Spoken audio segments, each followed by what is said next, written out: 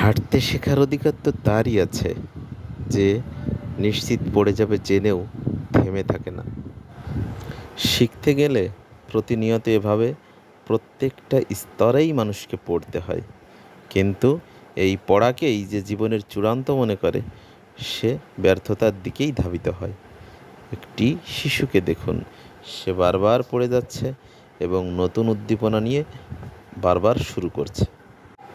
সফলতা জিনিসটাই এমন, কেউ যদি মনেই করে নেয় যে তার দ্বারা হবে না, সুতরাং তার দ্বারা হওয়ার কোনো সম্ভাবনাই থাকবে না। সম্ভাবনাকে সাফল্যে পরিণত করতে হলে বারবার পড়ে গিয়ে আবার উঠতে হয়।